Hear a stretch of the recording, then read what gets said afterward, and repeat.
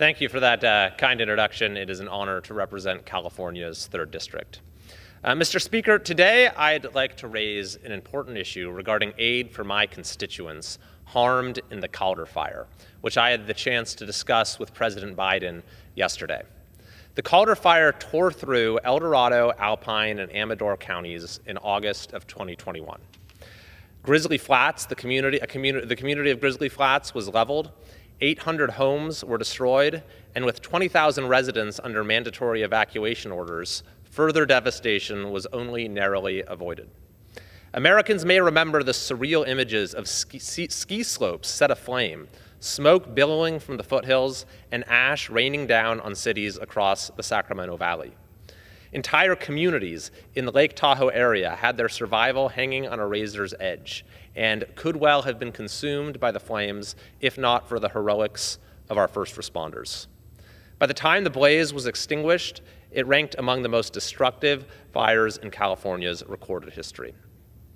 I had the chance to walk through the hollowed-out roads of Grizzly Flats just days after the fire. And to his credit, President Biden visited as well the following month. President Biden traveled to California in September of 2021 to survey the damage.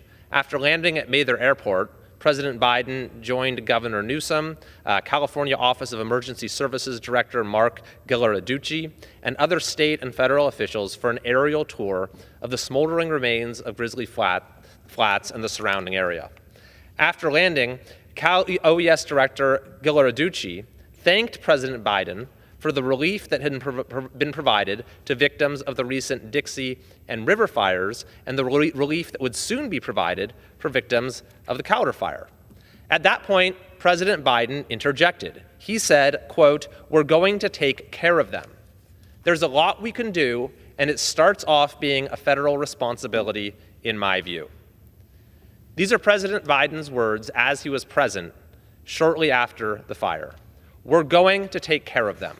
There's a lot we can do, and it starts off being a federal responsibility, in my view. Yet well over a year later, President Biden has yet to fulfill that promise and provide individual assistance through FEMA to hundreds of people, hundreds of my constituents who lost everything. In fact, FEMA has twice denied individual assistance, even though this same federal aid was provided in similarly destructive wildfires, such as the 2021 River Fire. Yesterday, I spoke with President Biden. I reminded him of his visit to Grizzly Flats and of the promise that he made. The president was receptive and seemed genuinely troubled that the residents of Grizzly Flats have not received relief. He said he would get to the bottom of it, and I thank him for that. The reality is that the president has the power, with a stroke of a pen, to grant this aid to the residents of Grizzly Flats. In fact, just a few years ago, President Trump did precisely that, providing individual assistance to victims of another California fire, the Creek Fire. So I am calling on President Biden to keep his word and to give victims of the Calder fire the relief that they deserve. Now, while we must remember the debt that is owed to the community of Grizzly Flats, we also need to reflect on how we got here. The fact is that these catastrophic wildfires that ravage California year after year are not inevitable.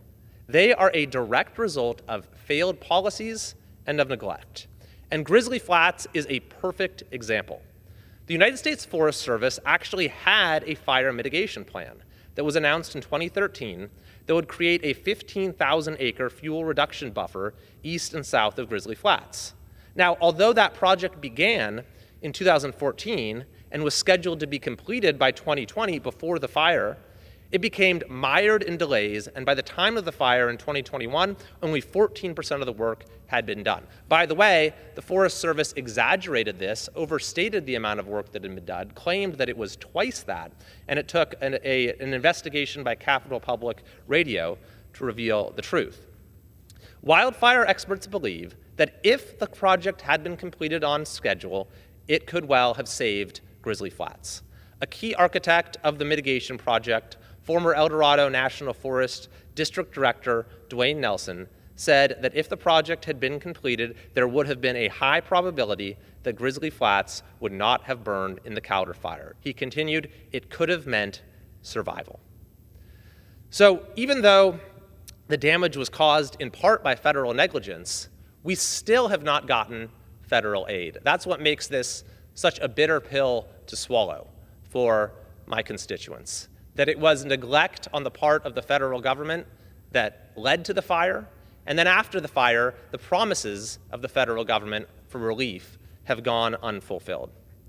More broadly, as we do everything we can to get assistance to the community of Grizzly Flats, we need to do everything we can to assure that other communities don't suffer the same fate.